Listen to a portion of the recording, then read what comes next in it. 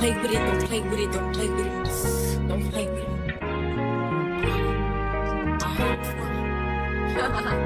I just want a rough neck on the tongue. You just wanna send me automatic with a drum. Ask me if I'm finished now, I just begun. I ain't giving out no nutty to no just for fun. Are you dumb? Other man, I don't know no other man. You like 100 just for 100 bands. What? I don't even got me 100 bands. I'm still gonna make me 100 M's with 100 plans. Give me peso, extendo.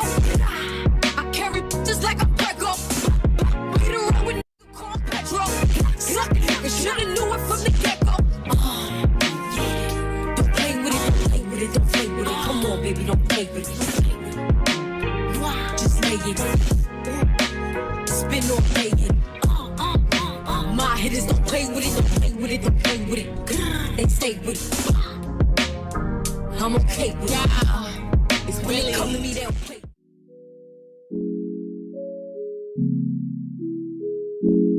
I'm willing to die for this shit. I done cried for this shit. Might take a line for this shit. Put the Bible down and go out for a knife for this shit. DOT, my enemy, won't catch a vibe for this shit. Ayy, I've been stumped out in front of my mama.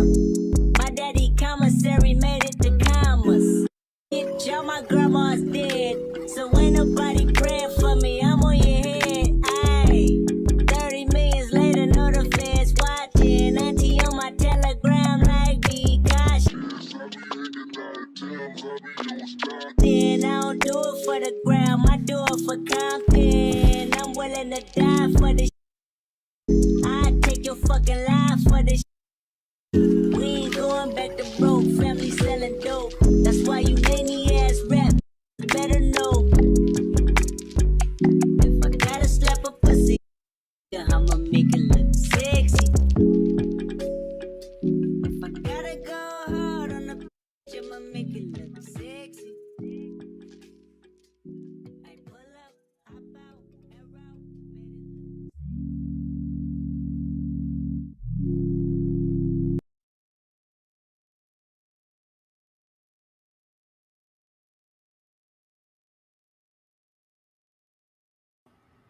All right. Hello, hello, hello, everybody. We are back. We are back with the rest, well, some of, with episode 3 and 4 of season 2 of Insecure. The way I'm excited because, of course, we have some lovely guests backstage, but this retrospective has been real. It's really clear how we can see some things now watching this show that we probably couldn't see before, because I was eating up everything Issa had to serve. This go round, I was like, girl, Issa have several seats. But if you are just getting here, be sure to show love on all 3 platforms where we are streaming. Be sure to hit that like button and let us know your thoughts on the show. And most definitely drop low and let us know what you think about the commentary, what you think, you may want to see next. Like, y'all have to communicate down there in that chat, not just in the chat, but down there in the comments as well. We really, really appreciate that, and go back and read and get into all those feels. But I'm going to bring Ashley out with that sweet perspective first, because I don't know how you feeling about these 2 episodes, which I'm excited for. Ashley, are you ready to get into all things? I am definitely ready. Definitely did not hit the same, but was definitely happy that Lawrence gets called out. And he got what he deserved in a couple of capacities in these first 2 episodes. So I was here for that portion. Again, I too was an Issa stan, an Issa apologist, if you will. And now I have to double back, because I don't look at my good sis the same anymore, or Molly for that matter. They're both different. I will say, like, I've been favoring Molly a whole lot more than I did before. Like, I'm like, you know what? We were really sleeping on Molly. Molly is a really great friend to Issa. And thus far, from season 1 to this one, I have not seen a whole lot of reciprocity. But that girl. It's not just us, y'all. It is not just us. This young lady has not been here for quite some time. We got to change that. We got to have Monique in the spot a whole lot more. Monique Nicole, are you ready to get into all this? Baby, I have been ready. Hi, ladies. Thank you so much for having me. Appreciate y'all. how have you been rocking with the retrospective? I know some people may have watched this before. Like, is this your first time rolling up on the show since it aired, or No, have you so watched it even since? when the series was still on air, every like 2 years, I would do an Insecure rewatch.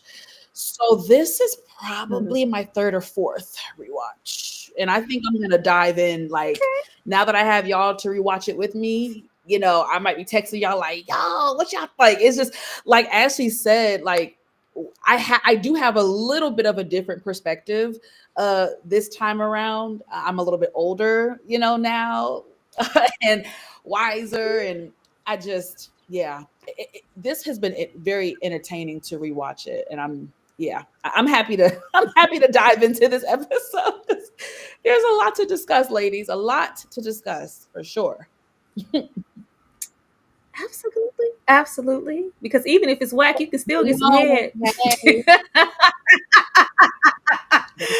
I just needed to group these things together with this first episode. Y'all, getting into episode 3, Issa is not only an awkward black girl, but we're sexually awkward. We are just. I'm like, girl, if we can't be unawkward with the Luke James Yeah. girl, who we supposed to be Yep. unawkward with? But the second time's the charm in this episode.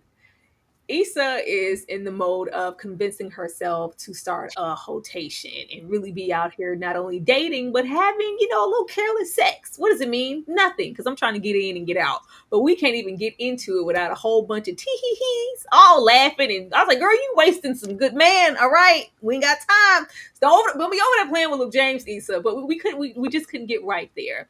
So this entire third episode, she's trying to build herself up to do it and trying to think about. I was like, baby, you don't even got to work this hard, Issa. Just set up a smoke signal. They'll come. But Issa doesn't know that. What I do appreciate about Issa, even though it is really over the top sexually, how awkward she is, especially when we get into Neighbor Bay and the headboard and the position, and I just get Issa, girl, just get right on that man and get out of there. We ain't got time. But I do appreciate that when it comes to black women and sexuality and virtue and the prowess, there's always this innate, like automatic, we already know how they are. They just, Issa's like, no, this is a representation of something else. Not only am I probably not all that great at it, but it takes me some time to gear up to it. Not just that she's sexually awkward, it's also this is somebody who isn't Lawrence. Once you've been with somebody for so long, there is a need to just be comfortable, and you don't have to try and the tricks and worry about, does my body look okay? Am I doing good? Because you're with this person. Something new can be scary.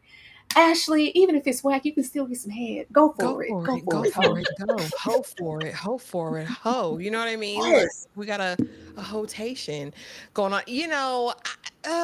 So here's the thing. I'm never going to shame anyone for their exploration or what they decide to do with their coochie. Their coochie, their business. However, I do feel like it always results in failure for women. I feel like that most of us, not all, because women are not monoliths, and there are some women who can hop on a D and be fine to hop on another one the next day. But a lot of women actually catch feelings. You know what I mean? We actually catch feelings. So while I get she feels like she was locked down with Lawrence, she just climbed off of Lawrence's D, and now she's ready to venture out because she thinks in her mind that this is somehow going to fulfill something for her. And we know, because we've seen it before, it's going to result in, maybe making some poor decisions while she's out there. Luke James, I would never fumble this bag. Girl, if I got to put tape over my mouth to shut up so I don't mess it up, that's what I'm going to do. This was a waste. This was a waste of a good dingling. I absolutely know it. Luke James is a freak a leak. I just feel it in my spirit. And the fact that you didn't get it on with Luke James and got it on with that big-headed neighbor of yours who wanted to titty F you where there's no titties to speak of. Ooh. Oh, I questioned his sanity. I questioned if he was all there. I questioned if he was delayed and on the short bus, because I was like, what are you going to do? And I love that I respectfully declined. I've implemented that into my vocabulary. I like that a lot. But no, this is going to be a path of failure and destruction for Issa and her self-esteem. And I want more for her, and I want her to want more for herself. But I think this is just part of her growth, her healing, her getting over Lawrence, even though I think she's going to end up worse than where she started. Well, actually, I think for some, if anybody is of a certain age and they're a child of that era of Nickelodeon, I'm sure it was a big thing to be a grown millennial now and see Leon Thomas. I think now he's mostly, if you're not aware, he's the musician and the bops and all the good stuff. But Leon is from Victorious. He was in those Nickelodeon streets, so he was over here like, I'm grown. Y'all see this ass? Y'all see me trying to girl, if you let me And give them another to the thing, titties, I will. if But you're gonna do all this, Issa, oh, I didn't. We need a full frontal clip. oh, you want to If see it what was Leon all was to packing? that extreme, like, oh, okay, neighbor Bay, I see you. We Well, need y'all know Hollywood is biased when it comes to nudity with men and women. So the closest thing we got to that was what's the show with oh my gosh, what's the crazy show that I'm thinking about on HBO with damn it. Damn. Obviously, you don't know all the shows HBO have, but maybe it'll come to you. Like, what did you think about Issa and her being so sexually awkward?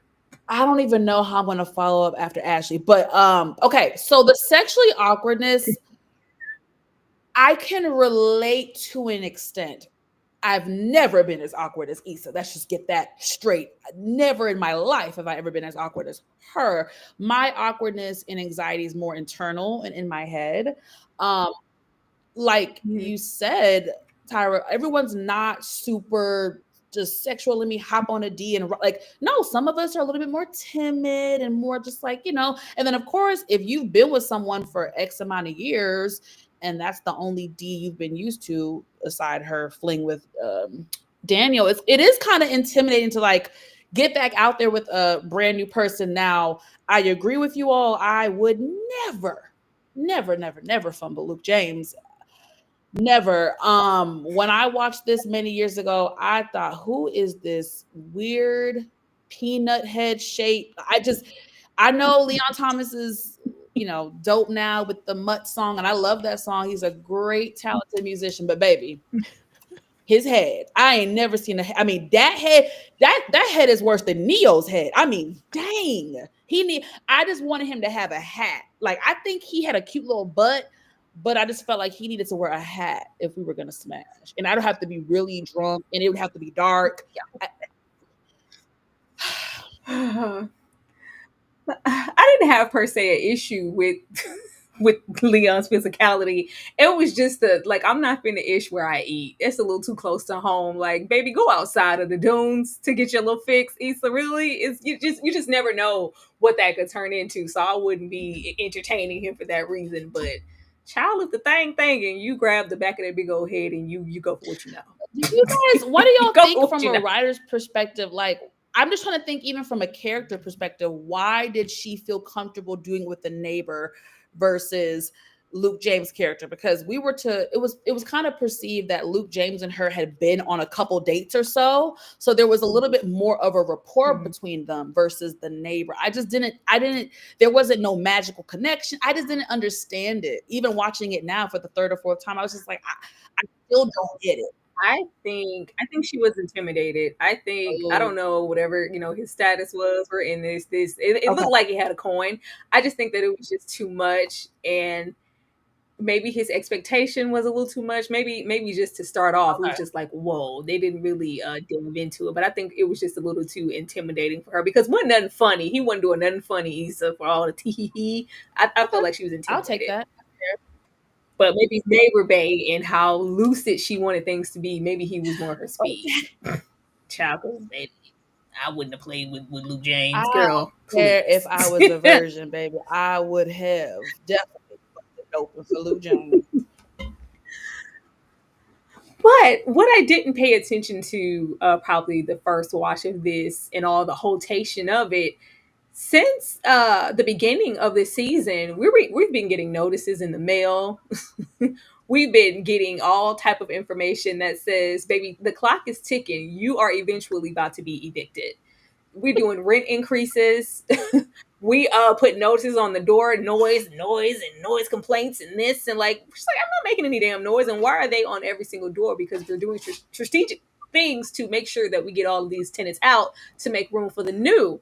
Watching this the first time, it really felt like the eviction situation was something that kind of snuck up on Issa, and how am I made to afford whatever now that I don't have two incomes in here? I mean, technically it was, Lawrence wasn't, but still, I'm sure Lawrence, unemployment was providing a little something. But it's just like, baby, you had time. And I feel like, is it all about the rotation, or are you just using this as a distraction? Because you just not even acting like you have a notice on your door. Yeah. So from my recollection, for most of the series, Issa was always kind of broke. You know what I mean? She always kind of was struggling with money. I'll never forget the scene with her and Kelly. Kelly was doing her taxes, and it was just a whole, like, yeah. So from my memory, she's always been kind of, what's a better word for broke? I don't know. In a financial bind. I'm in a bind, Nate. You know what I'm saying? So, the notices on the door though, I think those were legit, because remember, she had just had that house party. That's how she got the fires, the stain on the wall. So I just assumed that that noise complaint was legit, because she did just have a loud ass. But they were on, like, because they probably didn't know where door. it came from. You know what I'm saying? They probably didn't know which unit, necessarily had the party, but they probably just got, this is just my assumption. I could be wrong, but that's just how I took it though. Well, Ashley, how did you feel? Like, I feel like if I'm in the trenches with this, while we're starting this rotation, we should be prepping to know what we're going to do next, because we're not going to be living here much longer. It feels like she was just trying to cover up her real problems. Like, she tried to paint over that stain and that smoke, the fire on the wall. I'm just going to paint over it and act like it's not there. Like, no, baby, you're getting evicted soon and you're not prepared. Yeah, I do. I think it was a pleasant distraction that she could kind of justify in her mind, because now it's over in this long-term relationship. And Issa, as we've seen in season 1, we see now she's not a very direct person. She tends to brush things under the rug. She tends to put herself in different situations so she doesn't have to deal with Lawrence. If we go back to season 1, right, I'll just go to Molly's and I'll just ignore the situation and act like it's not a thing when it's absolutely a thing. So this tracks for me. Issa is a broke girl real bad. And she's chosen this life by working for this nonprofit. And at this point, when you know the whole story in totality, we know that she's not walking in her purpose. She's not motivated. Ambition is not it. She's really just holding on, which a lot of people do. And I think what makes it so valid is the fact, or why I connected with Issa, because I think when this first came out and I was watching it, I was probably in a similar space in terms of, I'm just going to work this little 9 to 5. I'm going to do this, I'm dating, I'm doing all of these things, but I'm not really ambitious or focused on a goal. I feel like I'm kind of drifting. That's what I get from her up until this point. Issa's literally just drifting and going with the flow. I'll deal with this when I absolutely have to, but no earlier than that. And what's better than a brand new a rotation, Tyra? What's better than a rotation? That'll keep my mind off of it. Absolutely. I don't know. Them problems. I do think, like I said, for majority of the series, she was stagnant, career-wise. There wasn't much dialogue, initially about advancement or real career goals. You know what I mean? That didn't really happen until later, it was beautiful to see, because I can relate to, I wasn't always this ambitious. But I do think with ambition, people don't talk about it, but it really stems from, you actually have to believe in yourself. You actually have to believe that you can achieve X, Y, and Z, no matter how hard it is.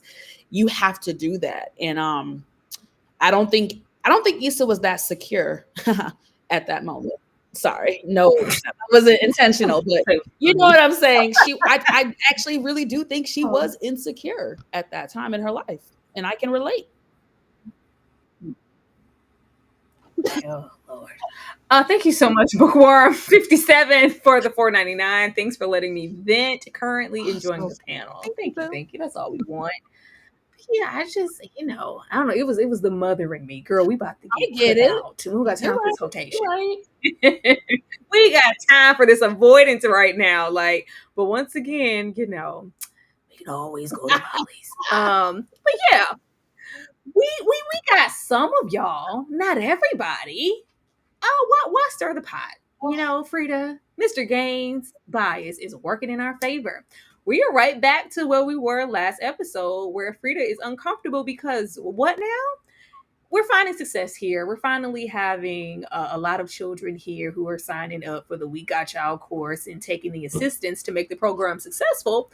But it's only black kids because we know Mr. Gaines said we got to stick together. Anybody who look like they south of the border, you can't come. I'm not vouching for you. You can't come over here. This is a black space, and we're going to create that.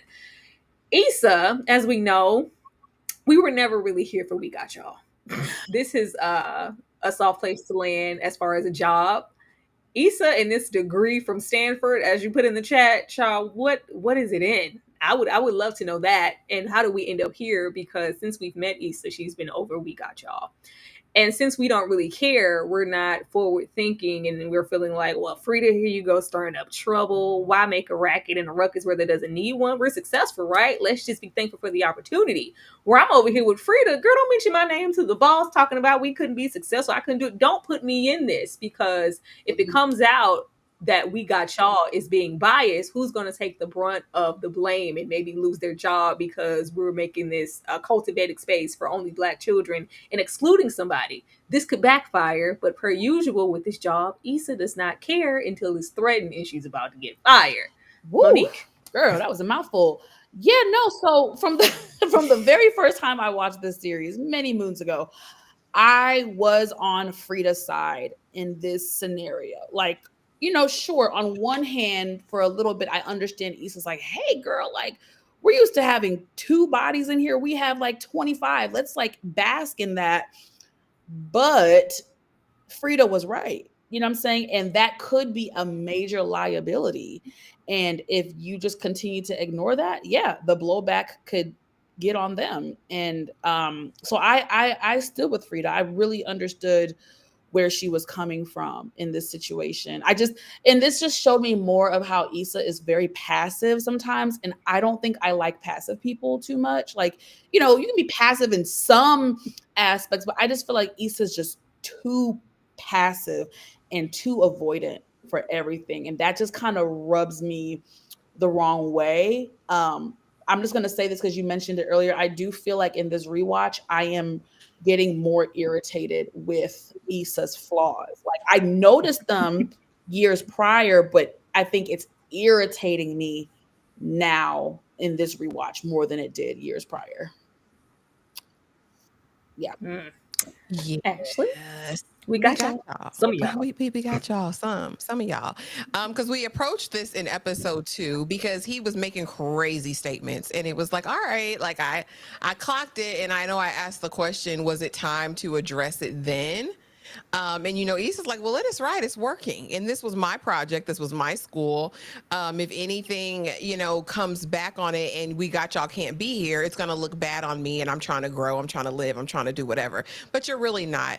And I honestly think that this is real life. I've seen situations, and a lot of times we see it in reverse, right? We see this in white spaces. We see this in Latino spaces. We see this in other spaces. And it kind of just goes with the flow, right? Like, oh, okay, this is for us, by us, and we're gonna stick together and we're gonna do this. And now we're seeing it. But Mr. Gaines is problematic. He's been problematic. She's gotten all the warning signs, and now we're seeing the manifestation of it play out. And I agree that it just speaks to Issa's lax nature at this point. Issa is about doing what's easy and what's going to get her over, where she doesn't have to exert too much energy or thought. You know what I mean? To it, like, girl, it's fine. Everything's okay, girl. Like, it is what it is. Don't worry about it. When it really is problematic, because not only is it just wrong at its core, because he's being racially motivated. He's definitely prejudiced in this situation.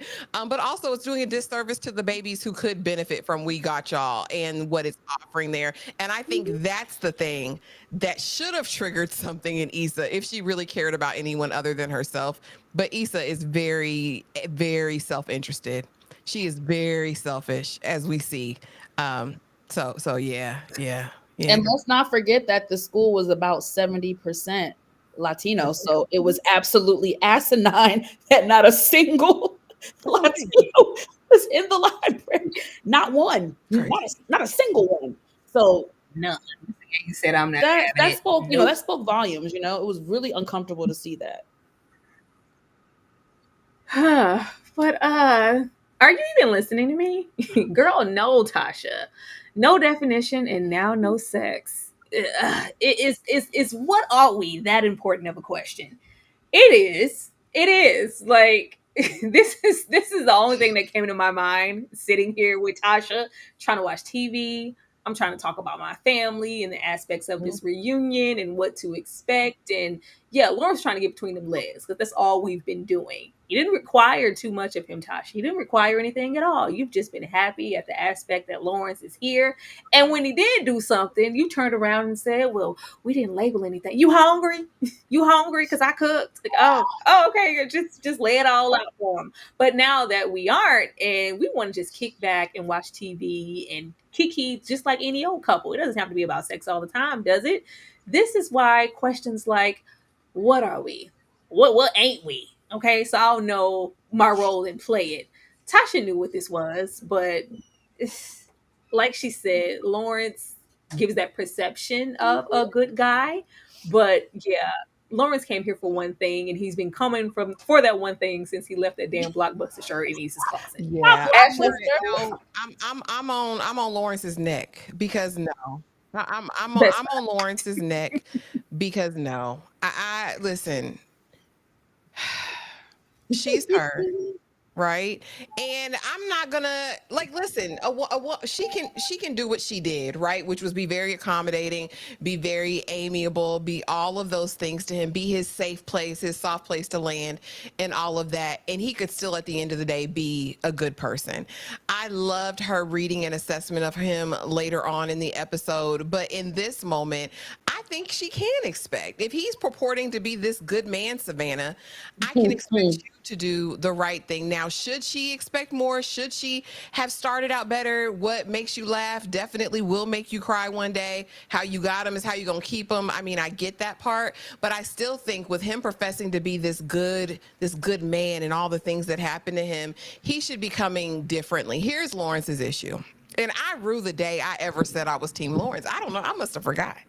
I must have forgot something, or just enamored by his fineness in the face or something, because he is a trash box of a man. He really, really is. Because here's the thing. He will screw her all day. He will give her a wet behind and wet sheets all day, all night. But really, in his mind, she is nowhere near good enough for him to walk about with. And it is so infuriating to me, especially what we see him do later with the people we see him do the things with later.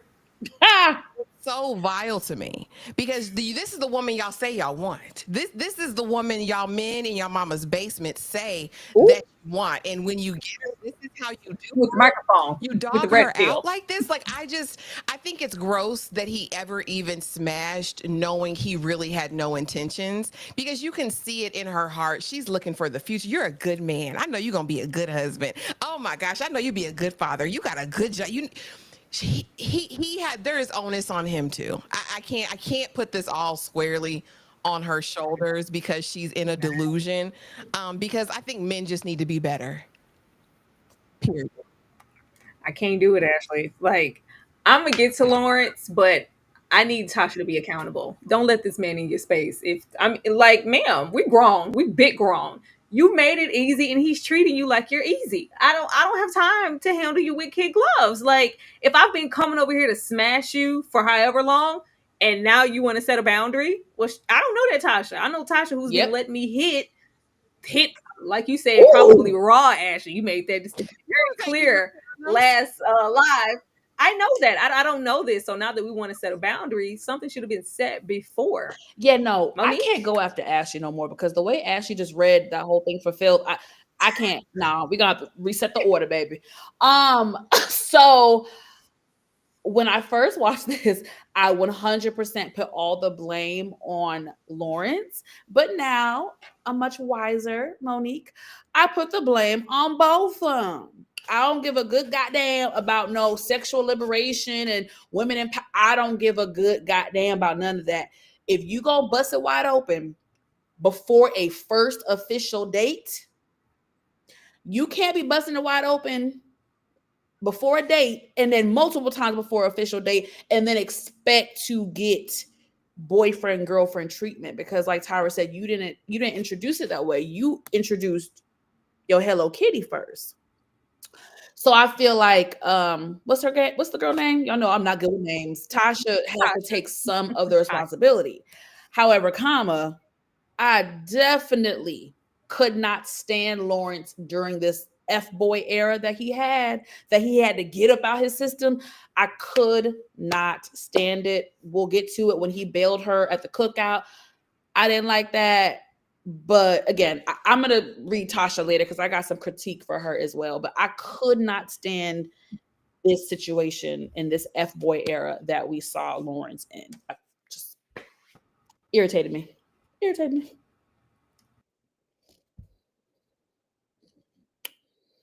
Uh-oh. Broke real quick. Yeah, I agree. I think it's blame is on both, but people be hard on Tasha. And I don't think Tasha's the worst thing because no, she's not. She carries on as if it could have been something. And I do think it's on both of them. I think it's on both too. But like you said, Ashley, if I have to pick who gets more blame, I definitely feel in my spirit that Lawrence gets most of the blame. At least for me. We shall see. Man.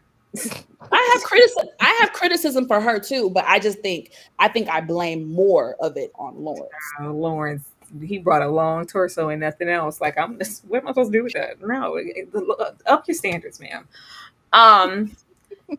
With that being said, do women need a hoe phase? Like, teach me how to hoe, Molly, because I'm trying to be outside. You know how you used to be outside, but now you're trying to be reserved and get your life together and be focused on your career and get married one day. I've never had that. I've never been fortunate enough to be a hoe. Can you teach me how to hoe? Like, if she's like, no, hurry your slow walking ass up. This is my sexy walk. Like, Issa is just bad. It's just all around bad. We can barely hold a decent conversation with a man, be alluring, attractive, be flirtatious without it being awkward. But, Molly doesn't have that problem. So can you teach me how to hoe? Actually, I'm going to come to you before I give my answer. Do you think that every woman should have a hoe phase at least once? No. I don't. How can I put it? No, I don't, because I don't think every woman can handle a hoe phase. Again, like I said, I think a lot of women want to assert this kind of masculine tendency of, I'm going to go out and conquer, and we are built differently. I mean, as much as people don't necessarily like that, I think intrinsically we are built differently. And while some women can, I think, that's fine. But I've seen a lot of women go through their hoe phase and it never ends well for the woman.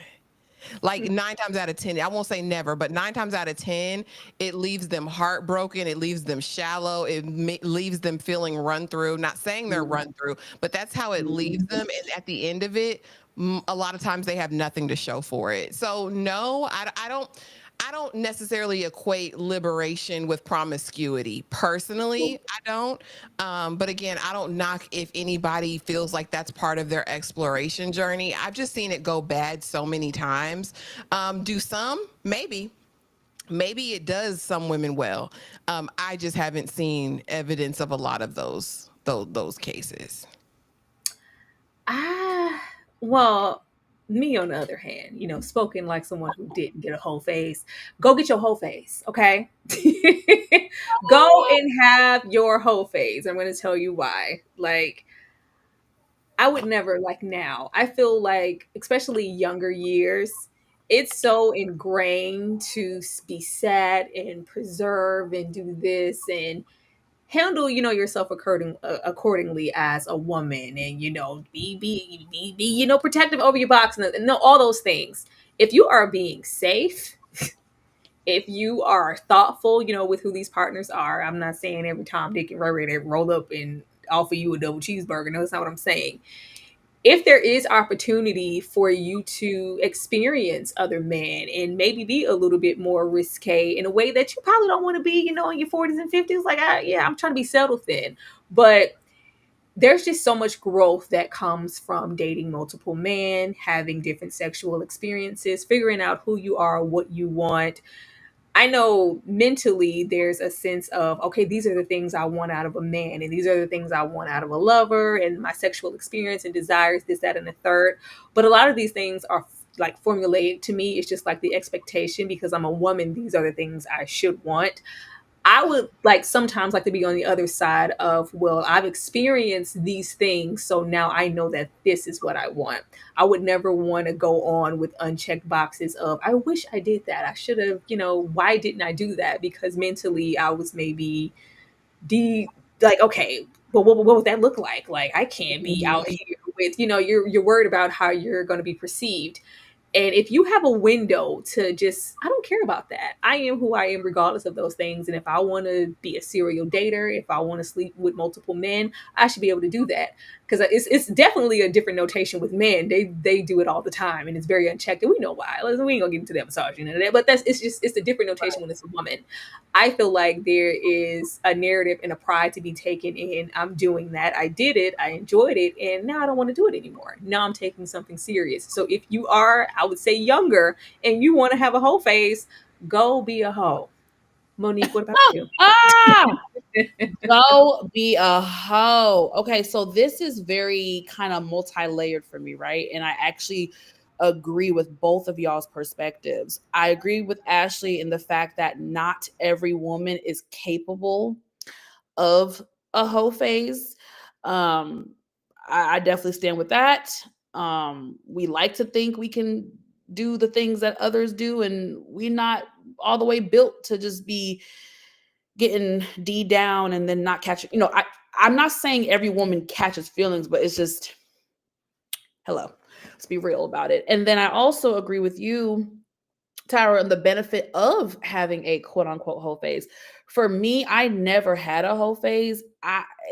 For me, I call it more like a promiscuous phase, or like a dating like phase. You know what I mean? Like, because for some women, a hoe phase doesn't always have to mean sex. It could also mean just, girl, I went on 3 different dates this past 2 weeks with, like, it could be like, damn, I'm big pimping. Like, cause even me, I'd be like, shit, I'm pimping this something, I'm pimping. I don't gotta sleep with nan one of them, a bitch. I'm going out with Tom today, Harry tomorrow, Stephen. Like, that could be a whole phase. That too. Some people will equate that to, just how you perceived as a woman. Oh, she always out with a different dude. She ain't out with a hoe. Like, you're gonna get that notation regardless. Even if that's not a hoe phase to you, you're gonna be called a hoe. Yeah, well, I ain't that big, but I know what you mean, girl. Yes, the vast majority. You are right. You are right. So it's just, I don't know. But I do think every girl should have that fun phase, or that fun, flirty, promiscuous. You know what I'm saying? Like, I could not imagine being no damn high school sweetheart with somebody and being with them for what? Like, I don't know. Like, I know it was cute when our parents did it and way back in the previous generations, but when I hear about these kids that got married at 23 and 24, I look at them like, y'all are dumb. No shade, no disrespect. But I do think everyone needs to live a little bit, experience different people in different ways, because that's really how you grow. That's how you learn what you like, what you don't like, not just sex, just compatibility with people. Okay, I don't want a man who thinks this way and has this ideology. I prefer a man that does this, executes this, thinks this way, has this ideology. So I think everybody needs a date, damn it. But as far as being a hoe, I mean, have a date phase. Have a date phase. But listen, if you want to bust it wide open, bust it wide open. Just, you have to be emotionally and mentally strong, and don't catch feelings. And most importantly, be safe and protected. Strap it up. It's not. I just don't want anybody to be so reserved that, because I know mentally, I was like, I can't even like be dating multiple people at the same time. I don't, what does that even look like? You I used find to one think so. person and you have that time, and if that doesn't work out, you move on to the next one person. It's like, Yep. no, date everybody. That's Please how date I used to think. And it's like, oh my gosh, no one like taught me how to do, what I mean? That's a whole other thing.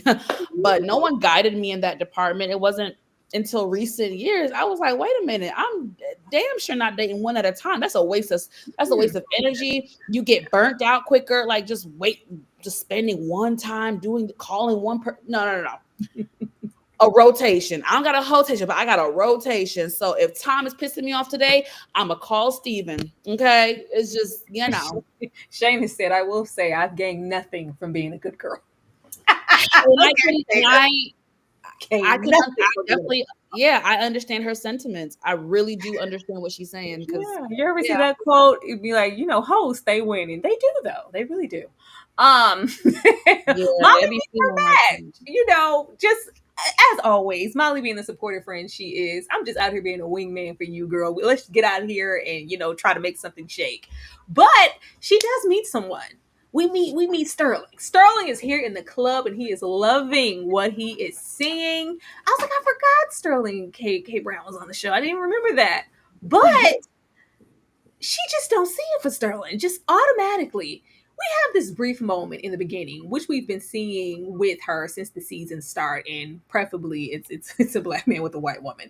But she's consistently seeing something that she doesn't have, but I want it. I want that, but hell yeah. I was like, a real man would have helped you with that box. I don't care if you didn't come here with nobody. Y'all help Molly with that damn box. But she's like, I got it. I can, carry the brunt of the weight. I really don't want to, though. I would love to have a man put this whole cabinetry together and all of that, because baby, I'm not built like that. These are the plus things that comes with having a partner or a husband. These are things I want for myself. I want that marriage. And then we meet Sterling, and he is pretty much every single thing that Molly has stated from season 1 that she's wanted out of a man. And he's eager. We like an eager man. We like an eager, persistent man because, girl, if you ain't busy on this day, what about tomorrow? When are you free? I just really like you. I'm invested. And Molly's like, yeah, no. We're getting into sabotage and us finding flaws because he's too like... Molly was over there in the realm of, you ever have a friend, you're like, well, girl, what's wrong with him? Girl, he just too nice. Like, what? he's so damn nice. Like, what? What do you mean? He's kind. He opening doors and stuff, pulling out my chair. Like, girl, he was nice. He was so nice. Yeah, what's wrong with that, Molly? What is wrong with Sterling? Ashley, why Molly didn't want her match? Because she's like, okay, so here's the thing. I'm trying to... I thought I told you to have me go after me before Ashley. We go back and forth, baby. I can't go. Okay, I promise you will. Too much.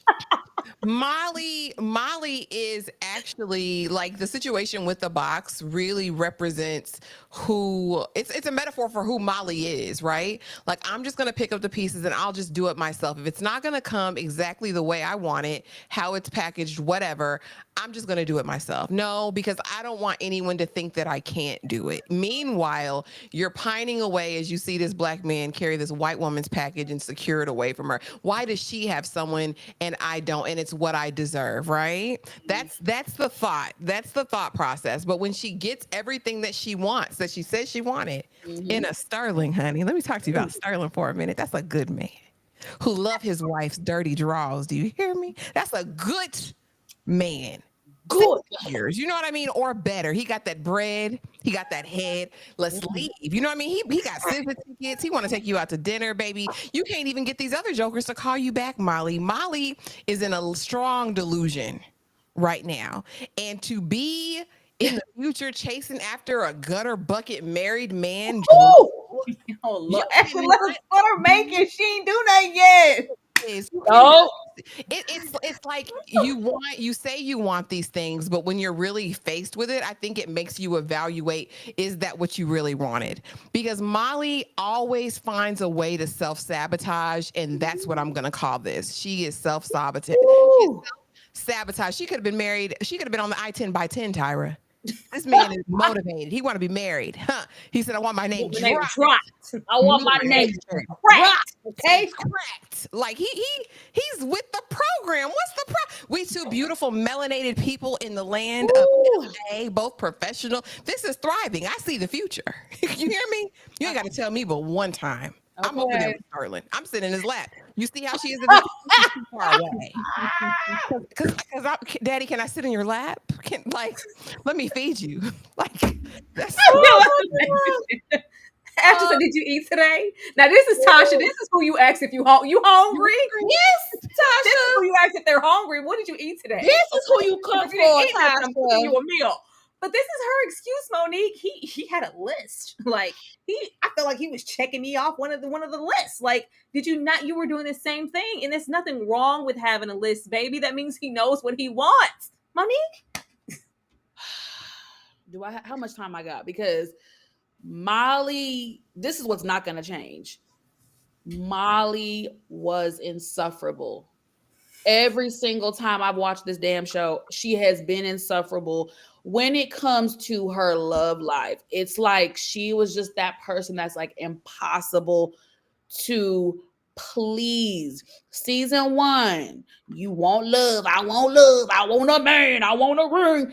And you get Sterling K. Brown, whatever the character name, you get Sterling K. Brown in front of you and you want to kick him to the curb. I can understand you saying, okay, I want to take it slow, I want to take my time, but you're dodging him. He texted you saying he has tickets to go see SZA and you turned it down. I mean, I just felt like he was attractive. He was accomplished. They shared the same ideology on on paper, he sounds good. And don't get me wrong, because I've been in this a few times.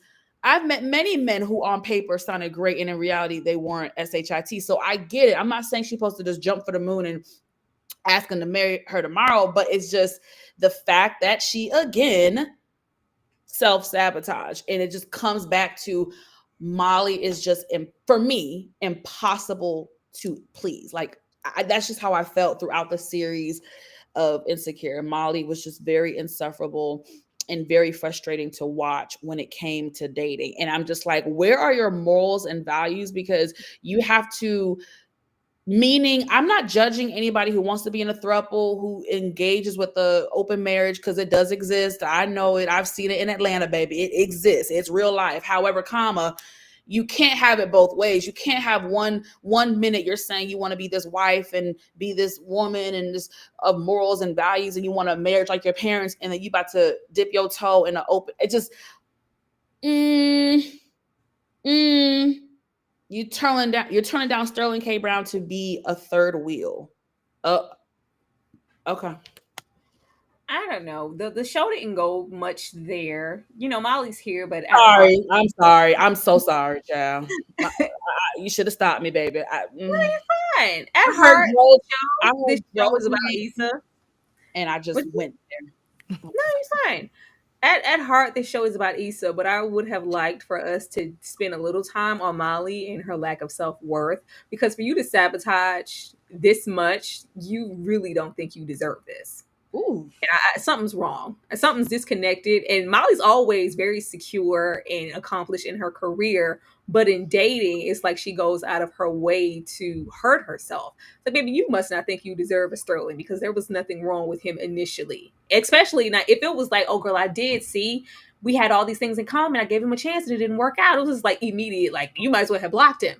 You might as well have blocked him. It was like, yeah, I don't deserve that. Let me go find what I think I deserve. And girl, if you thought it was Dro, Jesus. From a psychological standpoint now, do you think that she ran away from him because she was scared of the idea of actually getting what she wants? Sometimes people, it's weird, but psychologically, sometimes people do actually, when they get what they want, they either self-sabotage or they're fearful, so they push it away. Like, do you think it was it that? Do you think she really was not ready for that? She claimed that she wanted it. She couldn't have been to do that. And it's not even, It's not like, well, I've never seen it prior to what I know we're getting in the next couple episodes, because now, even now, she's having conversations and building toward, I think her parents are having a vow renewal. So she Yep. has an image of what marriage and a relationship and family and what that is. And that's not even like broken yet. So you had Yep. that example and you're still running around like, yeah, I don't deserve that. Let me go chase this man. Something's Right. broken. Something's broken. But For sure. Monique, you don't have to linger on it. You can. It's a yes or no question. Okay. Is Lawrence F ninja? This season, absolutely. Yes. Ashley, is Lawrence a F ninja? Hell yeah. We saw him. So you gotta be, and I'm gonna just say this, I'm gonna just say my piece. You gotta be an F ninja to let this strange YT woman ride your face on first meeting. You are an F ninja from the F ninja tribe on the island of Ninja. Yes. Yeah. I like this for Lawrence though. Not this actual character, but I just like Lawrence's representation on screen. There are a lot of Lawrences out here. A lot of men don't identify as an F boy, and you are one. It's like, well, why are you treating me like this? I'm one of the good ones. Like, how dare you? Like, I could have been that. I could be Chad. It's like, no, at least Chad knows who he is. You And don't he know owns it. that. You are that, and you need to get it together because Tasha said you won. Now, so to be ghosted by a good guy. Mm. This was crazy. I don't know. Lawrence in his little disposition this season and who he's trying to align himself with as far as what looks good and what doesn't. I already said before, Miss, I got hot sauce in my bag, and yeah, she was never going to be it. Lawrence has this superiority thing happening to where it's just not like, I want a good woman who loves me, who's about something. No, is she ambitious enough? Is she bringing enough to me? Lawrence, I have goals. I have whoop whoops I'm trying to make happen. Is Tasha the bank teller with hot sauce in her bag really going to fulfill me? No, this is sex. It's a jump off. It's a soft place. It's that. It's anything but a real relationship. He was never going to take her seriously, which is where his blame comes in because it's not that. Hey, babe. Hey, Zaddy. You trying to roll up on my family reunion? No. Preferably no, Tasha. I wouldn't, even put that. We're not, quite there. Exactly. So no. I'm sorry. I can't go. No, you signed up. Oh, yeah, babe. Yeah, sure. Mm-hmm, yeah. And then you got there and it got to be too much. The way that it looks in the show, though, it's like, look at all these black. Oh, God. Lawrence looked like he said the ghetto. Oh God!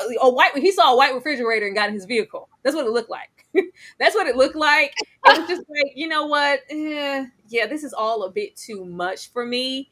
But instead of saying something, I'm gonna lie and I got this work thing and I gotta go. But I'm gonna come back. Just wait on it, and then we go over here where we're not only, engulfed in the culture of work and I'm the new guy, and this is completely different than the Lawrence. They don't know me as Lawrence on the couch and being bummy. They know the new Lawrence I'm trying to be. Let me revel in it. Not only that, but they interested in me. I'm hot in here. And a black woman in sight, but I got options. Let me revel in them because I couldn't before because nobody wanted me. Monique, I'm gonna let you go first. How did you feel about this? Girl, I don't even know where the hell to start because you done said a lot that I agree with. Damn. Okay, so you said something. You think it was Tasha's personality? Because I felt like it was just him not wanting to be with her was strictly on the fact that, I just got out some stuff. I'm not about to be wifing you up and I'm not about to play house. So, but I do agree with you because when he went to that cookout, he was definitely giving, child, the ghetto. He was a white refrigerator. He saw the girl twerking while playing the flute. He said, is this, honey? This ain't the Oscar. Like he was giving that, but child, it's just multi-layered because this is why I got to give Tasha some blame too. I don't think it was appropriate for her to even invite him to a family barbecue that intimate. I mean, even though it was a lot of people, but just something like that. I don't think I would that soon. Like, How many dates did they even go on? Because Like, they've been on more than that one they where been Ashley on more than swear one. he made her pay for the popcorn. He said you got Like, half on them chicken wings. That's what he said. That popcorn chicken. He made her pay half. did he even take the girl to a nice restaurant? I mean, damn. He I ain't was like, invest. He didn't invest nothing in this but his penis. That's it. That's the only investment he gave in this situation. So I gotta blame her a little bit too for being a little bit delulu, but he wasn't a butt head. Sorry, my gotta work on my cursing. He was a butt head. Like you said, he took the invitation and played the part of the good guy. Yeah, that's what he did. That's So, what it was. womp. I don't know. I don't see it. And then was insulted. Like, oh, Tasha, like, that's a way harsh, Ty. Like, how would you say that Whoa. to me on the phone? Whoa. Whoa, Me? Tasha. I took you to get popcorn shrimp. Like, and right as soon as good as the call was over, hey Lawrence, you coming back? Yeah. Like, Yeah. like, let's stop pretending. Who are you pretending for, Lawrence? Ashley? Yeah. She read him for filth. yeah, because here's the thing. Y'all gotta stop. Just like y'all gotta stop passing out invitations to the cookout. You need to stop calling these jokers good guys that you don't know in that way. Uh-huh. Just because he's your friend and he's a good guy to you does not a good guy make. And I think she was deceived by it because here's the thing. Don't accept the invitation to the cookout if you really don't want to be there because he did really get there like, oh, like, don't touch me. Don't breathe them. You want me to do what now? Like, baked beans? Like, this is what, I went to Georgetown. Like, and I definitely think this is a case of elitism and classism. I definitely think I am too evolved and too educated as a Black man in these streets, as you reminded me of, to ever find myself in a committed relationship with the likes of you, Tasha. That's what it gave to me. Your coochie is good. It's great. I love it. I will romp over here all weekend long. But I'm never taking you home to my people. You can't meet Chad. You can't meet any of my friend group. That's what it gives to me. And I'll tell you one thing. I don't think it also is because of the relationship, because we do see in later episodes that he quickly entangles himself with a racially ambiguous woman, if it's even ambiguity. So I definitely think it's about how he views Tasha. I think he views her as a ghetto girl. I honestly do. And I feel like he thinks he's much more evolved than that. And like I said, a good guy, Lawrence was never. He was a bum on the couch, right? He, with no motivation up to this point, he finally got some chutzpah and some cojones and got a job in his own place eventually once he left the relationship. So you didn't want to do this to better your relationship with this woman who you wasted 5-6 years of her life, right? Because that's clearly what Lawrence would do. If Tasha would have allowed it, Lawrence would be her sneaky link for years, would have wasted years of her life, in my opinion, being the good guy. Lawrence is a trash box. He knows what he is. Look at his face. Sir, you don't even lie good. You're a bum and you're a trash box. And honestly, I would take Chad over a Lawrence any day because Chad is honest. Chad, he's going to tell the truth. You know what you're getting. You know Chad is trash. There's a difference. And can I just say that it just, when I watched it many years ago and even now, I did get not only triggered, but just like I felt seen a little bit when Tasha delivered her infamous line of, you know what, you're worse than an F-boy. You're an F-boy who tries to act like a good guy. If I could tell you how many times I was in that situation, it really does suck, like 10 times worse. I always say, I would rather a F-boy who owns it like a Chad. I will have way more respect for a Chad than I ever would a Lawrence. And I've dealt with some Lawrences, and it does suck because you're like, yo, you are worse because you pretend to be a good guy and you are Satan. Oh my gosh. So it was triggering, and I definitely could relate to it. So that was a beautiful line that she delivered. Well, I'm going to give you guys a moment to hit the like button.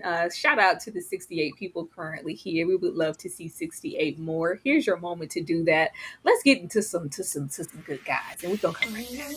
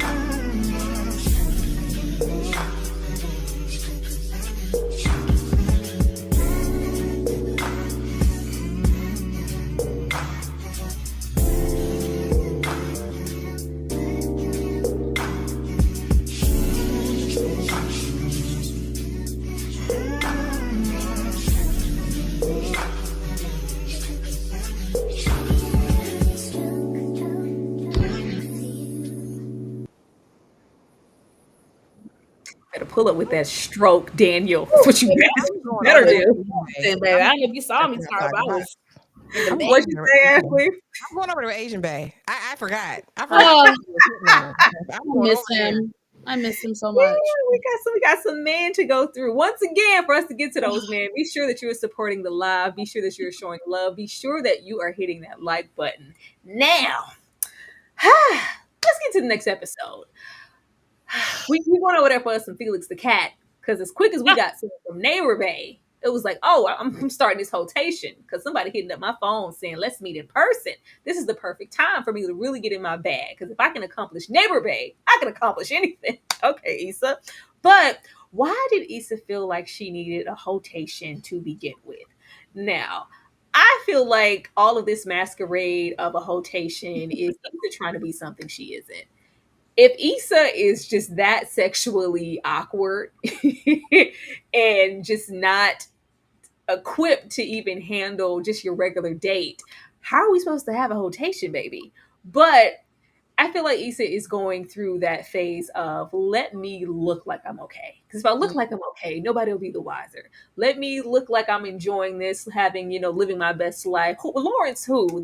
You, bye. I'm rid of that. It's really time for me to really get out here in these streets and see what it is. Because everybody wants them some Issa, don't you? Yeah, I'm about to have this rotation. Are you though? And do they? I think people put a lot of flex on, as you should, but it's like, oh, when I get out here in these streets, it's gonna be a problem. Oh, just wait, Ty. Like, I mean, people are not sitting around waiting for you to hit the market, boo. They're not. So, some might, but majority of the time, someone who has been locked into a relationship for a long time could have a tendency to feel like, am I missing out on something? Did I miss an opportunity sitting up in here with Lawrence? Let me try to check everybody that I can now that I'm back on the market. But I'm not going to just simply maybe date again, which we shouldn't be doing anyway. I really always felt like Issa needed a moment to her freaking self, but I don't think the show ever really just gave her that.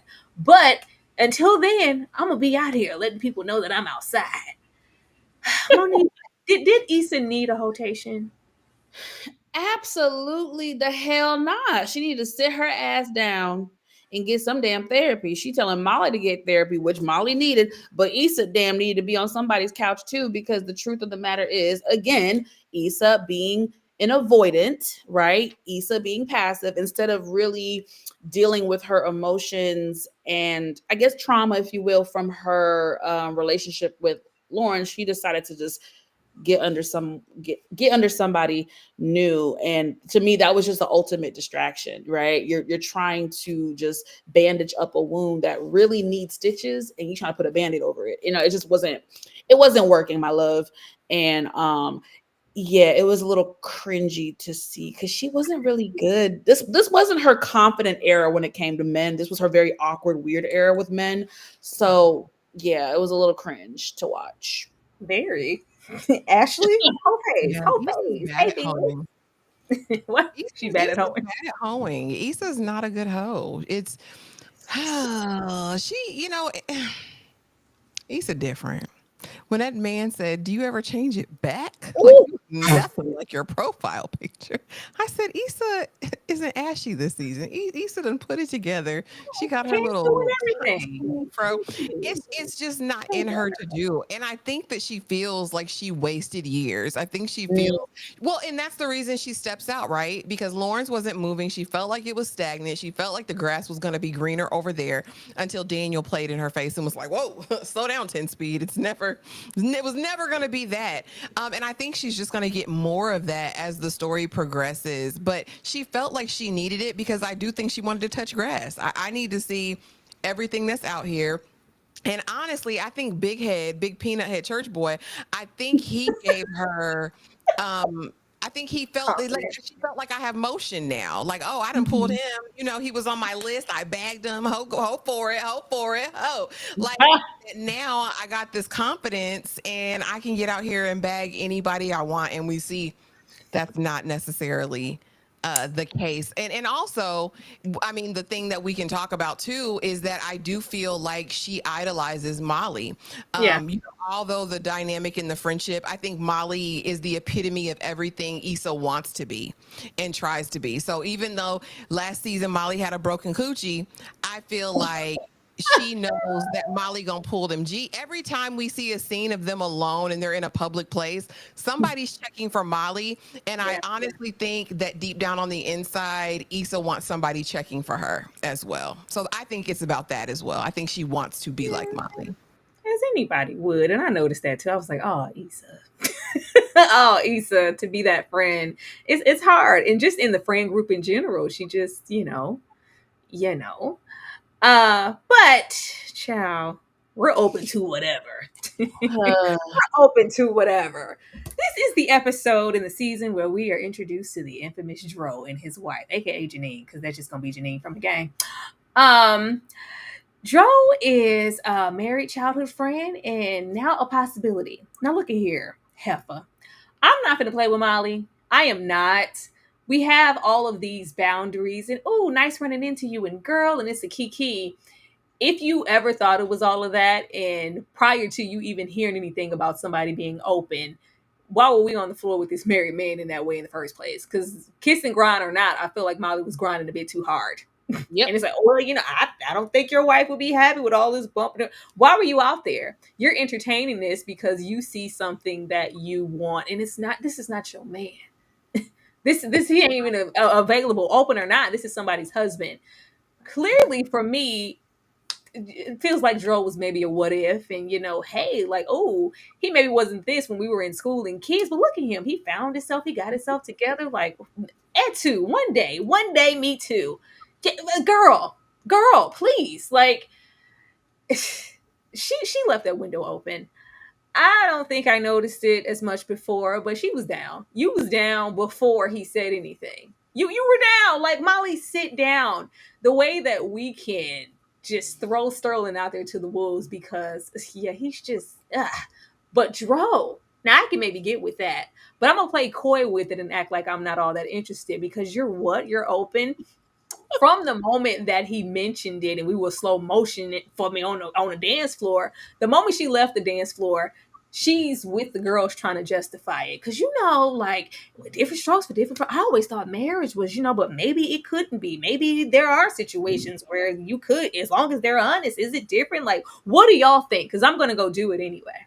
You remember at one time Tiffany said that, like, she don't know their marriage. He was living in a hotel. She was trying to justify it. The way she was being an eager beaver to be a side piece to this man, open or not, you're never going to be the main. The wife is always going to be the wife. Why would you open yourself up to this BS? Especially with how she's built, sense of self-importance. Like, who do you need to see if Molly's here? I want to be somebody's precious thing, somebody's wife, at the top of somebody's list. You knew that you would never be that because he's married. Like, girl, open or not, she's going to come first. You sat up there with your wig and set yourself up for failure, and it was tired to watch. Ashley. Yeah, that's because she thinks this is what she deserves. But outside of that, even because this is the epitome of what Molly thinks that she deserves, either consciously or subconsciously. That's the only reason you would go after a Dro. But I'm gonna say this, and this might make the people mad because I see y'all in the comments. Oh, girl, ill. Scared. I'm so scared. I'm just going to say, I think I know. There is something about a 6'4", 6'6" somebody.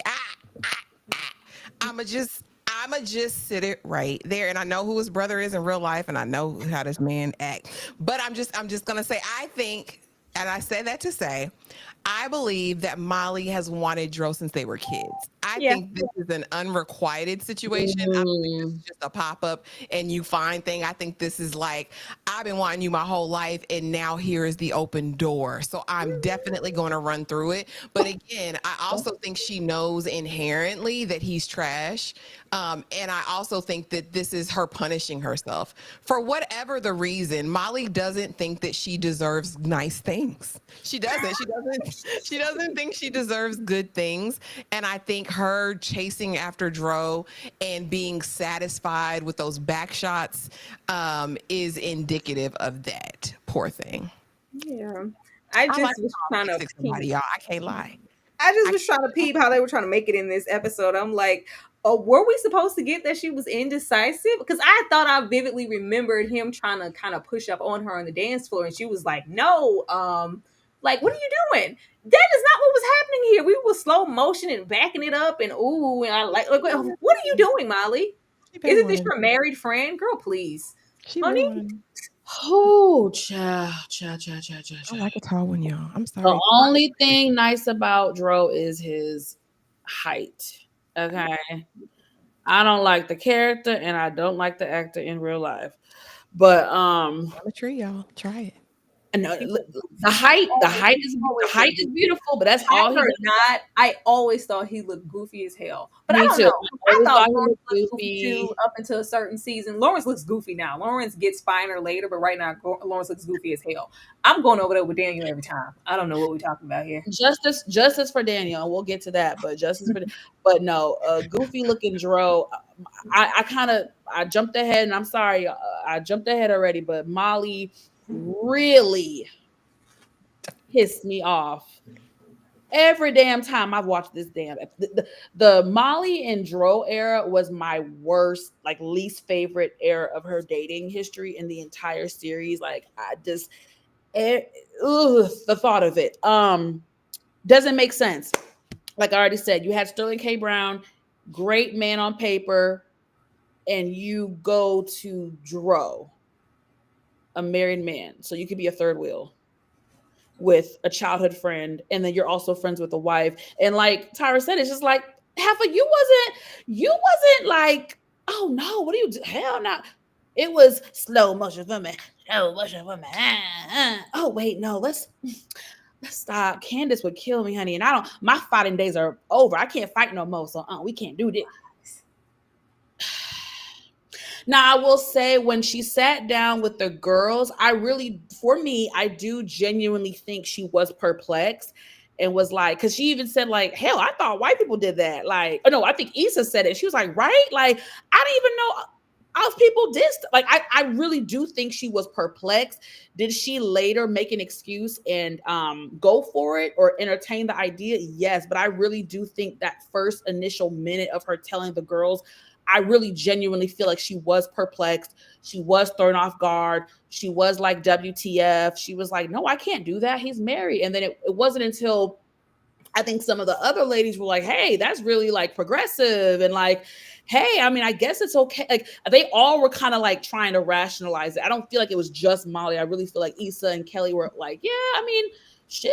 I mean, it's weird to us, but hell, if they are honest, I guess it's better than like, I really do think she was trying to rationalize it a little bit, but I did not appreciate this. This is where she messed up when they about to leave. Oh, let me holla at Dro. And then it's the, I'll text you later. And then it's just I don't know. But again, Leave the door open, Coach. She left exactly. Well, exactly. But even the end later in this episode, when we saw their later interaction, it was kind of like, okay, at the time I was like, okay, cool, Molly, you're doing the right thing. But it was short-lived. And I guess to put this in a bow, it just counts as self-sabotage and being insecure with yourself and thinking you don't deserve, you know what I mean? I guess subconsciously it really all comes down to that.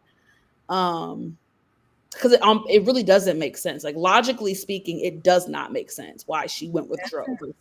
These are established friends. It would be different if she just rolled up on Dro. She didn't know he was married yet, even if he is open. And it's just like, whoa, oh, I didn't. It's like, no, you're privy. You were just excited to see them as a couple as you were to see him. Exactly.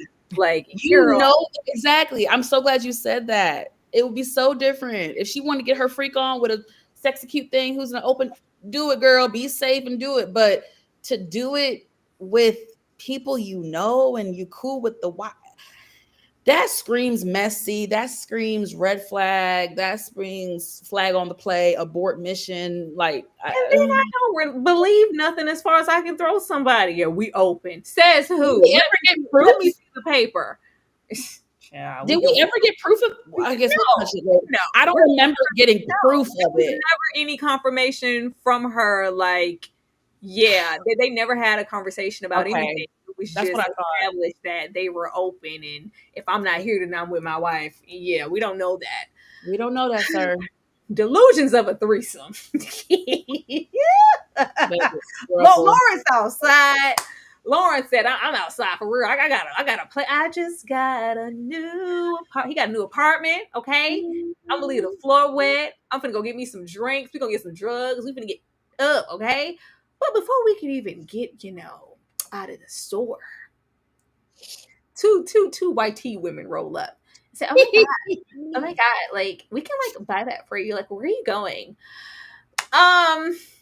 Proceeds to take him home. Now, this is Lawrence. This is my first time like outside. I get to have a threesome. Like, I'm the chosen one. And you know what? I can appreciate this. Now, I don't know how many men would be standing on the issue that Lawrence is on, because it was good to get it just as quickly as we got it, and then we realized, like, I'm not special. I'm not the first black. Hell no, Lawrence. What do you think this is? Now, you would love for a man to go, even with whatever I just mentioned, y'all just picked me up. This is clearly something that you do. This is regular. I'm not the first. I'm damn sure not going to be the last. How safe are you? I don't know. Like, you want to have your threesome, cool, but I would think you want certain precautions there to make sure. But, hey, we're already here. We're already doing it. I really like that he couldn't get it up the next time, because people always have this notion. Yeah, I got all enough. I can please 50 women don't talk that talk to me with the help of honey packs and Viagra. Can you keep it steady and keep it going enough to please multiple partners? Because it looks good on paper, but when the time comes, can you get it up again? And the fact that you couldn't, you can go now. We're going to snort a little coke. Like, who could really? Craig was, Derek and Darius and Daquan. Like, yeah, you're one of the many blacks. Now, some man could go in here and accept it for what it is, and I don't care. I got mine. This was good. I had a threesome, blah, blah, blah. Lawrence is not that man. Lawrence is first time out, and he's just perplexed at the fact that, so y'all just gonna discard me like that? Like I never even mattered? Hell yeah, because nobody told you to lay down in the bed with this gross behavior in the first place. Do you care about your life? Did you use protection? I hope you did. I just, you would want more from it, but Lawrence is trying to be out here in the sense of a child. Like, I knew it was good. Like, it was everything you dreamed. Da, da, da. No, it actually wasn't. But I'm going to pretend like it is on this phone when actually I'm hurt inside, because there was never this expectation or this Plex type situation when it came to my relationship with Issa. That's something comfortable. For me to be discarded in this way as a black man, it's a little hurtful. Well, as a black man, you shouldn't have had your ass in there anyway. Ashley? You give me that big black D. Give me your big black babies. This is everything he deserved. It was given Shannon Sharp. He deserved, because the other black guy, can you call him? Let's call Tyrone. He could go. His refractory period was 5 seconds, and he could perform. But the fact here, hold on. Let me get comfortable, because the fact that you met these hoes in a grocery store. Mm-hmm. Because of their whiteness, because one of them looked like she could have been Latina, whatever, or proximity to whiteness, you felt it appropriate to let that host sit on your face. And I know you weren't using a dental dam. I don't know about the condoms, but I know you were not using a dental dam. You deserved every one of those big black babies, you mandingo, you. Oh, Tyrone would never. That's it. That's it. You can't do any more. You get exactly what you deserve here, Lawrence. I hope you went home and I hope you cried about it. I hope you whined into your pillow in that furniture-less apartment that you just got. I hope that you cried real tears after you talked on the phone to Chad, because you deserved every single bit of the emasculation, the humiliation, the fetishization. You deserved all of that, Lawrence. And did. And I hope you get more of it, because here's the thing, and somebody said it in the comments the same way. I think with Mac. I was gonna call you Mac Dre, sorry, but just like Issa isn't qualified for a hoe phase, Lawrence is neither qualified for a hoe phase. He's too girly. He's too much in his feelings. Girly. Let's just be honest. Girly. Let's just be honest. They are. And I hope he doesn't have disease. Well, we find out he did. Never mind, because I completely spaced that out until right now. I got a flashback. But yeah, Lawrence, you deserve all of that. Have fun. I hope it was everything that you ever wanted it to be. Meanwhile, you could have had Tasha back at the crib making you greens and cornbread and baked macaroni and cheese, fried chicken, a couple pieces of ham, potato Few salad.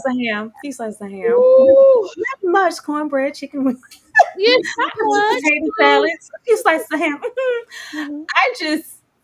Maybe Issa was trying to have a mirror to somebody, like, hey, yes, brothers, y'all like being fetishized and objectified, right? Just being treated like a mandingo, a piece of meat, like we never made it off the plantation, right? From the looks of it and what we see publicized the most, we don't mind it that much, and that's sick. Monique, Lord. What would Dr. Umar Johnson say? I mean, how many lashings Black Queen should forever. Snow Bunny. how many lashings should Lawrence get? Oh, 20 lashings. 10 per. You got two snow bunnies, so you're gonna get 10 lashes each. Oh my goodness. This was one of the craziest scenes I think ever in the entire series. Lawrence and two snow bunnies. I never saw it coming. I don't even know where to begin because this was just so much to take in. I definitely don't feel like Lawrence was qualified for the hoe phase in any way, shape, or form. These two chicks were so funny. It was definitely giving stereotype. The whole thing was stereotype and racist and prejudice, all the things, all the things. My thing was, okay, if he just climaxed, I don't give a damn who it is. It could be King Kong himself. Give the man, can you give him 3 minutes? Can you give him 5 minutes? I didn't know what they thought, but it comes. that's all you was here for. You got one job, Negro. And I'm saying the other workers we can't. Man, Yeah, get it hard. Do what it do. The whole fetish, it's the false narrative. It's all of that. I didn't understand, and this is where it's gonna piss me off with Lawrence and his freaking ego. I didn't understand why he looked so sad and bewildered after. I just felt like you got nookie from two chicks. Why are you upset? Like, why are you crying? Like, his ego was that bruised? Like, is it because he thought he was special, Tara? Is it because of that? Like, because you make what you said makes sense, but I never, and to this day, I cannot understand why he looks so sad. He really, he's like, oh, they don't care about me. But he wound up in front of the Dunes apartment complex. So what do we say about that? Like, good. Is it a sadness? I don't know what to make of it. I don't know. Most men who would have got a threesome, they would be cheesing ear to ear, and you see how he's excited. Not like most men. I'm not most men. I'm a good guy, and down in my goodness, I really prefer to be at home with Issa, being comfortable, being straight. Issa, why you have to go and ruin our thing? Now I'm out here being used up by two white tea women. It's just all too much. Like, like it's just that, like, him being objectified in that way, he wasn't ready to deal with it. And Chad always calls him off on, you ain't that soft ass baby Potter. Right. Chad does it because I know you. I'm your friend. Like, you're out here pretending to be something that you're not. Now, a typical man would have been living my life, Exactly. But for the sake of Lawrence, we had to stop in front of these dudes because it was never like that with Issa. She would never discard and objectify me in this way. Yes, Ashley. What is it, Ashley? I see your eyes go. I'm just, I'm sitting here, and for the record, y'all, I like a short king too, because you would never at me with that TP. But anyway, just putting that out there so y'all know. But yeah, Lawrence, he's sensitive. He can't handle the pressure. We know that because he was on the couch for 45 years. Like, he can't handle the pressure of that type of life. I think you have to be willing to sling dingling unrelentingly and without regret or remorse. And you have to be one of them ones, right? Because we said he's from the F tribe, right? Yeah. Can slang dingling unapologetically, whether it's good or bad dingling. Because you'll never make me believe Lawrence is putting in extra work. And I know how much y'all say y'all hated Dro, but I will say that the smeck scenes between him and Molly, when we get to those, they cooking. I gotta be fair. Lawrence was not cooking, even with the 2 snow bunnies balanced on his balls. He wasn't. But no, you go home because home is what you know. Home is his safe space. Home is his comfort. And he just wants to cry into Issa's little bosom. That's what it was. I miss him. I want my family back. That's what that The was. little bosom. I want my family Oh, back. man. That's all this was. Lawrence will be all right. He's on the Oh, way. He Now, got hurt. I put this here because I do remember it being a topic of conversation when it happened, and I'm sure it was because of the climate. But now, that we're older and we're back, is this problematic for any of you? Because I remember it being a thing, and they were like, "Oh, why would you make a joke in this sense of a stop and frisk type situation and playing with the lives of it?" This was a thing. People were a little upset at this scene, and of course, it's like, yeah, you beat us. Like, people thought it was insensitive. Monique, did you have a problem with this scene, or did you find it funny? Not at all. I found it actually very fitting for the type of show that Insecure is. I like, if they made it crazy serious, it would have felt kind of weird. Like, I got what I needed from the scene. I know how to read between the lines. You know what I'm saying? Like, it was very clear that Lawrence was nervous. He was fidgeting with his wallet. It was the hands on the like, you could tell he was nervous. We didn't need there to be bloodshed to, like, he was nervous. You know what I'm saying? And even him saying, yeah, you beat us. Like, it's cold. We were supposed to pick up on that and just acknowledge it for what it is, you guys. So whoever, way back when, Black Twitter, whoever had a problem with a child, cry me a river. They did what needed to be done. They executed it. I understood that as a Black man, he was nervous. He changed the music on the radio. He went from rap to classical. Everybody does that. He did all the things. Give you just a reason. Ashley, did you have a problem with this? No, I liked this scene, and I liked it for a couple different reasons. Because and I think it speaks to where we found Lawrence, especially in relationship to Tasha, in relationship to these YT women. I don't think this scene was thrown in haphazardly. I think it made sense to the story because all while he was reveling in his proximity to whiteness, he is an Ivy League alum. All of these things. At the end of the day, he is still Black, and I like the callback at the end where I should beat you up. You're a Hoya. I saw the Georgetown license plate, so now you're immediately different. And I think it's important, and it's so prevalent now, especially depending on the spaces that you're in. Classism and elitism is still very much a thing within the diaspora and amongst Black people groups in different spaces. So I love that it was a callback to that as well, right? Like, you're Black, but you're Ivy educated, and you're driving a Jaguar at the end of the day. So I think that those things were smart, and it played into what we saw in his interaction with Tasha, him thinking he's better. I'm not this, I'm this. And then also, at the end of the day, you're still a Black buck, sir, when it came to them 2 snow bunnies. Yeah. So I loved it. I think it pulled it all together. Yeah, it was the same. I was like, I didn't see why was there so much blowback. It feels like Lawrence is getting his just desserts. It's just a little brief reminder. Even with the Georgetown back there, you're still, Black. a ninja in the coop. It's still the same. It's still. Hey, hello. But I had to mention it because maybe some of the people was mad. They were. Can I Now, just correct something real quick. no, go Someone said ahead. at the height of the George Floyd, that is incorrect. George Floyd was 2020.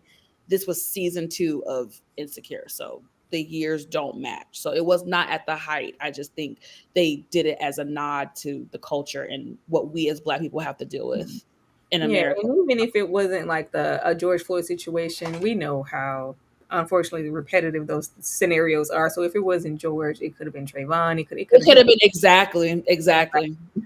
But who it wasn't was Daniel, because Daniel's here. Ooh. I'm a down at Daniel Hill every single time. Like, baby, Daniel was that one, and you played in his face, but he allowed it. So what are we gonna do?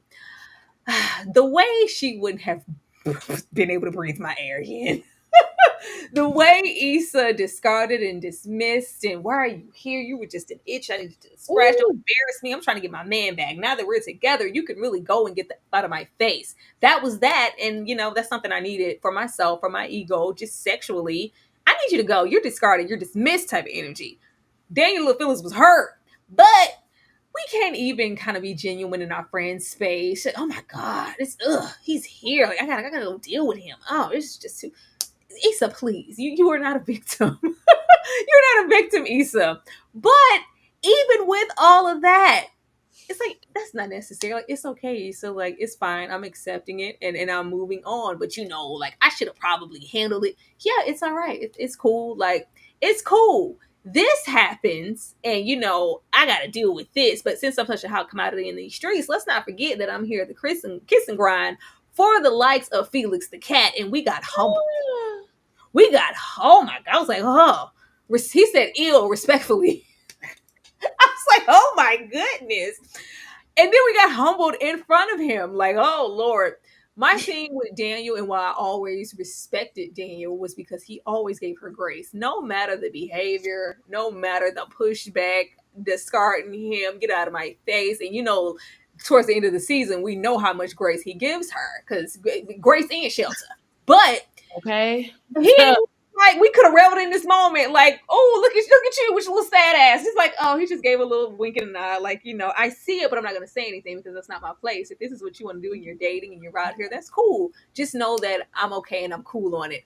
But Felix ain't want nothing to do with that. Is this how you always look? Like, I was like, come on now, she got her shea butter and moisturizer and everything. Like, it's the same. I'm giving it to you. Like, what do you mean? Yeah, can you switch it back? I'm a decline. And that's just what it is. But Daniel had every opportunity here to kind of revel in, like, look at you. It ain't really giving what you thought it would. And he didn't, because Daniel doesn't do that. It's cool. I'm never going to disrespect you. I don't care how you feel about Daniel. Like, if I was ever going to be with anybody on the Insecure team, I'm going over there with Daniel. It was a missed opportunity, and I would have jumped on it. Monique. Justice for Daniel. And a lot of people in the comments throughout the night have been saying Daniel's an F-boy. I don't know if I'm forgetting certain things, but I'm sorry. Daniel was the best guy and the most consistent guy that Issa had. Like, and if anything, she actually hurt him more than he hurt her. So if he did, I know he did something later on in later seasons, but to me, it was justified. I don't know if I'm forgetting. I don't know if we're just being biased, but justice for Daniel. I've always felt that way from 6-7 years ago. Like, I've always felt that way. I don't even, Issa pissed me off because, like you said, it was just like, oh, let me go handle this. Trick, he didn't even see your dusty ass. I mean, why are you acting like let me go. Girl, he is across the room and didn't even notice you, honey. You noticed him. Just admit that you wanted to apologize. Stop pussyfooting and telling myself, oh, I guess I gotta do it. No, just say, you know what, Molly, I feel so crappy. He didn't deserve that. Let me go just try to apologize. Be real with yourself. Stop trying to always hide stuff behind a laugh. I hate people who do stuff like that. Like, just own up your stuff. So she finally gave him some sort of an apology. He was kind of like, okay, girl, whatever. It happened. I'm over it. Bye-bye. Bye, Felicia. This Felix the cat situation, I thought it was a bad idea from the get-go. If you're a real dating connoisseur, you would know, honey, that you don't set up no damn date at an event like this. At an event like this, you're going to meet other men and you're going to just network and socialize. And I would never go on a first date or a meetup at something like this because I don't want nobody to block my hustle, okay, or my rotation, okay? So I thought it was a bad idea. Felix, I feel like I've met a Felix before in my past years of just like, oh, your hair like that. Let me, is that fake? What you got under your hair? Sir, it's giving, you can't keep up with my maintenance. But anyway, that's another conversation for another day. I didn't like his attitude about her hair. He should know, as Black women, we switch up our hair. That's something that is beautiful about us, is that we switch it up and we're very diverse with our hair. Is your voice that high? Yo, boy, go in the corner and just go be by yourself. Why don't you just be alone, Felix? Okay, looking like a freaking loser. Like, just get out of my face. But I love that it happened in front of Daniel. Again, justice for Daniel. Daniel got a good damn chuckle looking at Issa, and I would have laughed my butt off. When he laughed with that beautiful pearly white smile, I was laughing too. And Tara, I appreciate you saying it because I have never heard anyone else say it, that Daniel gave her the most grace. And he did. this season and next season. He gave her so much grace. Most men, we all know the male ego is very fragile. No disrespect to our male viewers, but the male ego is very fragile. 9 out of 10, most men would never even speak to Issa for the rest of their lives. What did she say? You were an itch I needed to scratch? Most men, it would have been bye.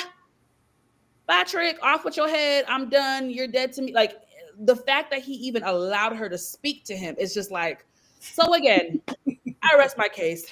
Justice for Daniel. Justice for Daniel. Ashley's perplexed. Ashley? I am very, because I'm trying to remember what's happened between season 1 and now.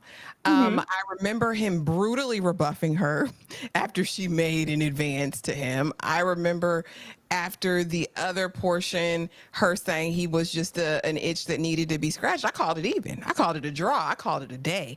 This relationship kind of precedes your adulthood and all of those things. They've known each other since school, because I thought more than anything they were friends before lovers. So I didn't think it was some heroic deed that Daniel has done up to this point.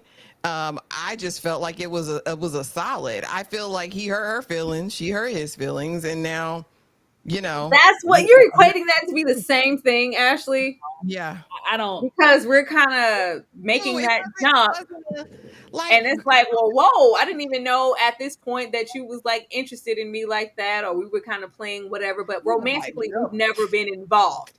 But if you want to take it there, okay, let's go. I'm ready for it now. And it's just all of this situation with Lawrence, this, that, and the third. And then when it's convenient, I'm with you sexually and that and that. Well, okay, we're taking this to a different level. I'm invested now in the moment that I am, even as your friend, because I was your friend first. You discard me like I'm some ninja off the street, and I'm still supposed to embrace you. Nah, and not saying that I would ever want to see him standing here disrespecting a woman, a black woman, but we've seen men do more for less. I'm just saying, like, we're not going to act like Daniel is, a noble steed, but he didn't have to entertain her. He could have told her, I don't even have to have a conversation with you. There's nothing, like, he could have dismissed her. The fact that he chose to hear her out and respectfully, it's okay, Issa. I'm fine. We're fine. It's cool. He didn't have to a lot of great. Daniel really wanted a relationship with her at that time. What do you mean, right now or before? No, in the Smex. I don't think it was ever that deep. And I think once he found out her situation, I don't think it was that. I think dudes do that to females every day. It didn't seem like it was some big grand gesture of grace for him to talk to her at this party to me. I think it was because of whatever was established. They do establish that they were like deep core friends at heart. I don't think he was so upset about, like, girl, we got it in. Now you're going to ignore me. Like, you're discarding me like I'm just some random, like, did we never not mean more to each other? Like, were we not friends before this? If anything, regardless if you're with Lawrence and whatever you're going through, we're friends. Like, I'm nothing. And then if you not only say that I'm nothing in a friend sense, or all our years together meant squat, you really were just an itch. You were just my what if guy. I wanted to fuck you and I did, and that's just it. Like, that's just what it is. Even if men do it, whatever, and nobody should be doing it. But I'm just saying, I feel like he didn't have to entertain her. And I'm not, it's hard for me to just kind of have a perspective with Daniel solely here, because of course this is a retrospective. We know what he was allowing Issa to have, like, even after this. And that's grand to me, because girl, yeah.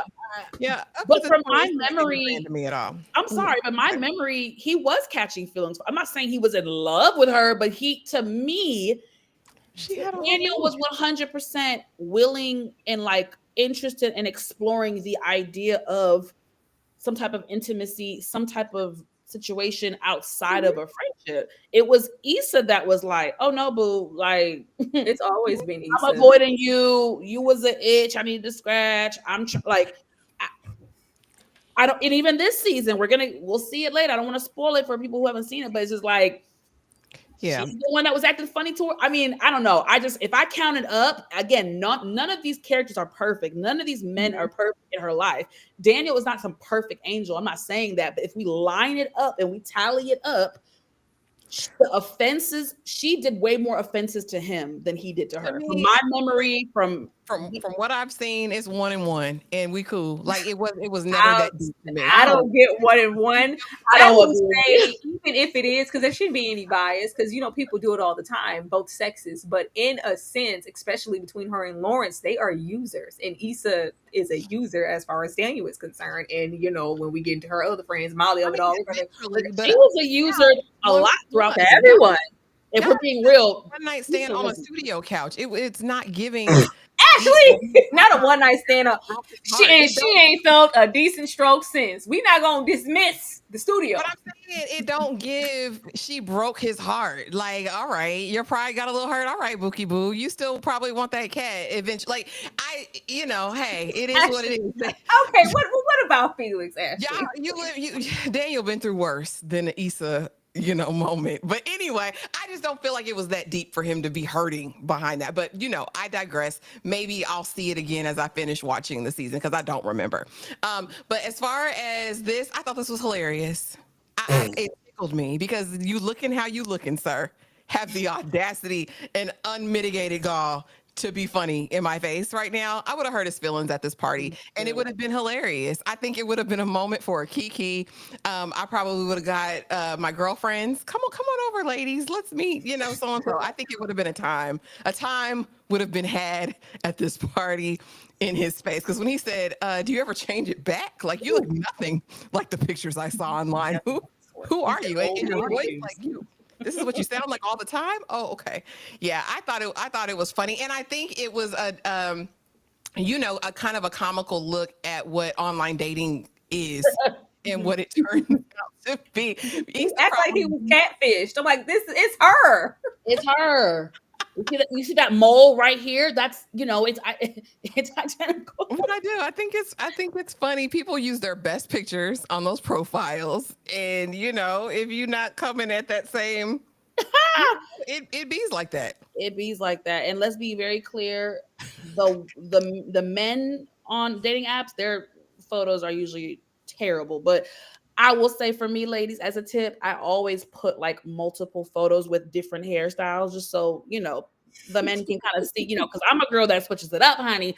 So you're going to see me with braids. You're going to see me with black hair, dog hair, whatever, highlight, whatever, a ponytail, whatever. Yeah. Because it was a contrast. It was a long braids, and then grow up. He wasn't even that deep. He needs to grow up. Felix the cat looks like he works at Express. I need him to get on. Yeah, like he's walking in here. Before we come here like he's Chestnut or somebody. Episode 4. I had to address it because it's here. We have to address the Kelly moments because she gets them. We closing out the night because Kelly gonna find a man. She gonna have her a piece of arm candy somewhere, and this episode was no different. But this particular guy decided to play with her hot pocket, her coin purse underneath the table in a restaurant full of folks, and it was a cheat day. It's a cheat day, but Ashley doesn't have to be long. Is this okay? That's Roscoe's. No, Kelly is nasty and a freak hoe. That is so not okay to be getting diddled under the table at Roscoe's Chicken and Waffles. We are here to eat chicken and waffles. Monique, was this okay? No. You had to think about it though. No, I ain't thinking about nothing. No. Like, sis, if you was at a movie theater, if you were, we are eating. I am eating my meal next to you. I'm not even 5 feet away from you, baby. I'm right here trying to eat my good waffle and my good chicken, and you getting played with. I just don't know. Table. Why we gotta put that narrative on Kelly? It's always a hint of desperation with Kelly, and I don't want that because it's always tropey and a little too close to the fat funny friend. And I think she deserves more than that. Like it's cool and it's fun because it's Kelly, and girl, I can't believe. But then even prior to this, we have to have notations of her talking about if she or could she F Derek. Like even if it's in a joking sense, that's your best friend. Like that. I didn't like that. And then we get here. It's like, I can't wait until, hey, if y'all want to go to the stall, go in the car, go, wherever, to where it's just not all of this. Like, people, I can literally grope your thigh right now if I wanted to as your friend, and I don't want to be that close to you and your juices.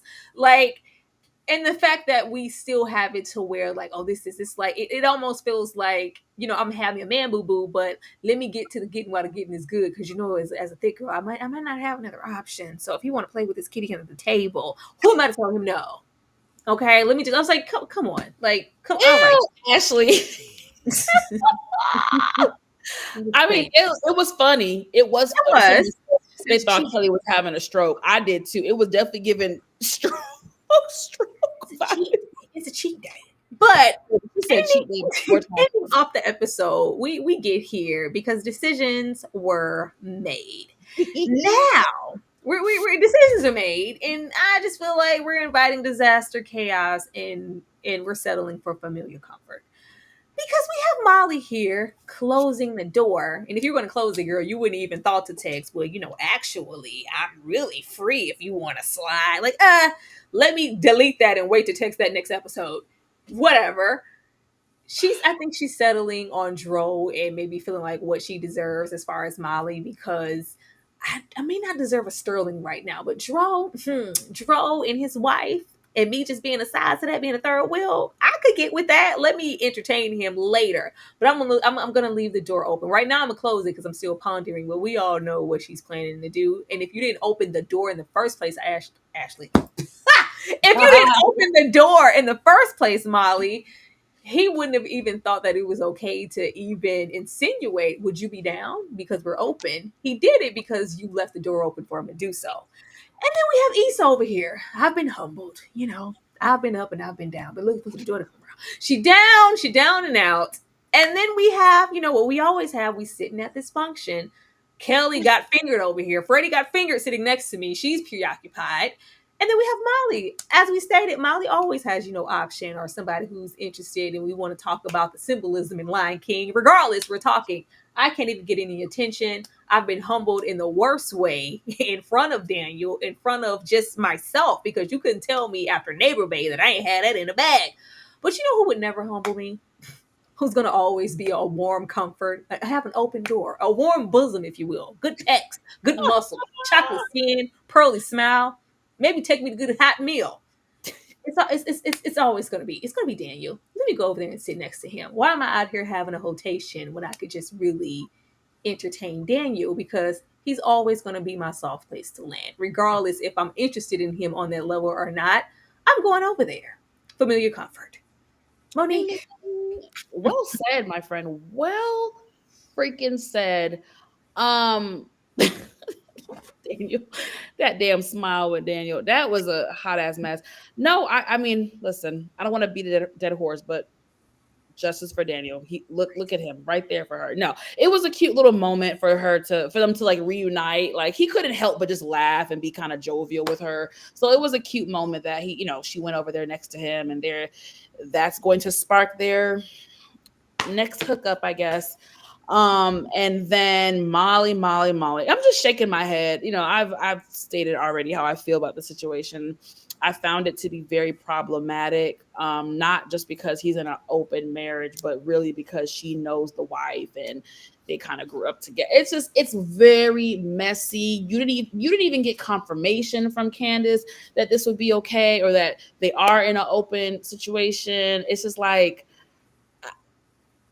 you're playing with fire. You know what I mean? You're playing with fire. And again, Molly, in her dating fiasco throughout this series, has always been very frustrating for me to watch. And it is frustrating now. And that's probably never going to change. Love Molly as far as her business acumen, her career, all of that. But dating, it exhausted me. It really did.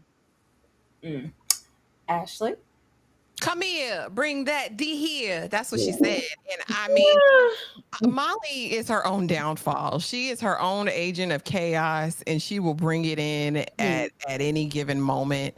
It just is what it is. Molly, as much as she is self-aware in terms of profession and finances and all of those things, and how much she seems to have it together, her personal life is just forever perpetually in shambles. And again, I think at this stage, because she's not fully healed, while she's going to therapy, we identified in the first couple episodes she hasn't fully given in to therapy.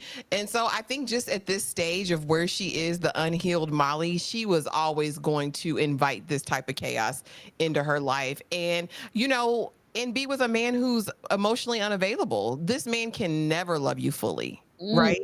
Ever. And I don't know why you have Daniel over there smiling like a Cheshire cat, but I energy for Daniel that y'all had for Tasha. I need y'all to have that same energy. He knows Issa is full of Oh shit. no, I gave. I don't think we could compare, but I always gave Tasha grace. I But I'm always just gave her. saying, Daniel is putting up with Issa and will continue to entertain her, knowing I don't know what the female version of a Lawrence is, but that's who she is. But no, as far as this, Issa's just doing this to occupy her time, and because she don't have nothing else better to do because Felix turned her down. That's why she's over here. And I do appreciate the note, Tyra, that you talked about as far as Kelly being kind of a caricature in this space, because I know we addressed that season 1, and it continues on here. I just want to let it be known for all the big girls, there is no shortage, honey, of men that will drink your dirty bathwater. I just want to put that out there for you ladies. Do not be discouraged and do not be deceived. There are a plethora, a gaggle, a bunch of Negroes, right? Standing in line for some fat cat. I'm just going to set it right there. Oh, not the fat cat. I'm just going to set it right there. But yeah. I get it. Daniel. That was beautifully said. Beautifully said. I just feel like Daniel is too fine to be in the midst of this conversation. Like, I'm not it's not. Like, girl, what are you doing? You over there trying to smile and feel it. Neighbor, babe? Oh, girl, please. Yeah, baby. That find out. Like, what are we doing here? And we already know he's gonna get his little feelings hurt. I'm sure we're gonna go off and tell him, like, oh, well, the excuse last time was I was in a relationship and things were, you're free now, so we can be together, right? Girl, leave that fine man alone, please. But before we get into where you can come and support us, maybe what we have coming up on our channels, let me tell y'all how it makes us feel when you support us in the chat and become members, because you should do that right now. If you ain't got my pesos.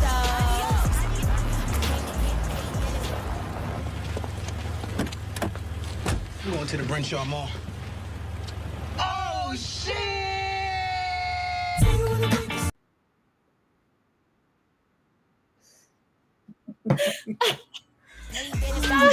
Become a member. Become a member. Come have a good time. Like, support us. This is family, okay? We're family here. Hit that like button. Oh, shit! Join us in the Discord. We family at the Brenshaw Mall. You know what I'm saying? You just couldn't wait. I didn't say bye to nobody for you to jump yourself up here, sir. Okay. Monique, I'm going to come to you first. Let the people know what you have going on over there on your channel and where they can come to. Yeah, oh, child. My channel is under construction right now. I actually just check out my recent, my finale recap of Raising Kanan. If y'all just want to, before we bow out of Raising Kanan, just go check it out, because I read Kanan for filth. Justice for Rock. Check that out. I'm probably going to be doing a hot topics either honestly tonight or tomorrow, because baby, there are things happening in these entertainment streets. If you want to follow and support me, follow me on Instagram at _Monique_Nicole. But most importantly, please follow me on that good TikTok. Your girl is starting to get some traction on the TikTok. Okay. And that is Monique Nicole 94. Again, TikTok is Monique Nicole 94. Mwah. Don't do what she said, y'all. She said traction with a capital T. Don't play with me. Ashley, what about you? Tell the folks what you got going on or what we got going on, because it's a thick week. If you guys have or watch Handmaid's Tale, please go run up my finale upload. I just uploaded it. It ran kind of concurrent to the end of this live. So please go check that out. Tomorrow, though, we will be back to talk Sirens, which was a new limited series on Netflix that came out last week. Only 5 episodes, so it's a quick watch if you haven't watched it yet. But even if you haven't, still come to the live tomorrow because it's going to be a good time full of discussion. We have a live Friday, Saturday. Just be here, y'all. Make sure you're subscribed, have the notification bell hit. I can't even think of all the names of the lives that we have going on, but She the People on Friday. And then Saturday, is Blockbuster movie night. So make sure that you're subscribed so you don't miss a thing. And I believe we have a movie marathon this Sunday. So with the gangsters. So yeah, be a part of the family. Come join the collective. We absolutely do. There's always a whole lot going on the calendar. And as Ashley said, we do have a movie marathon this Sunday. Y'all already know what it is. Most of the time, we're starting at a good 11, 12 in the afternoon. And we binge some of your favorite movies. And of course, you pay us to be there for our pleasure. And as long as you're there, we're there. This week's theme will be Gangsters with Guns. Hopefully, you guys come on down there this Sunday to support as well as all of the other lives that we have coming up. Because I do think that I'm going to put a Hot Topics somewhere this week. I just got to figure out, how that's going because we're booked and busy. But thank you guys so much for kicking it with us for Insecure, and hopefully we see you back next Wednesday. Good night, y'all.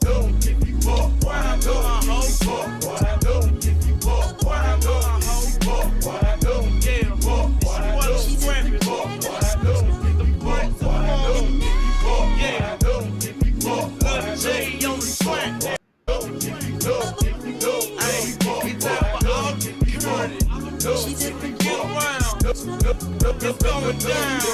Well, I'm a cat toe, just a holy on your damn street. Stomping, jumping, pumping, every corner off in this damn thing. Throwing the balls, I'm at these soldiers, screaming and singing from they nose. But where we start, this where we make them in the flow.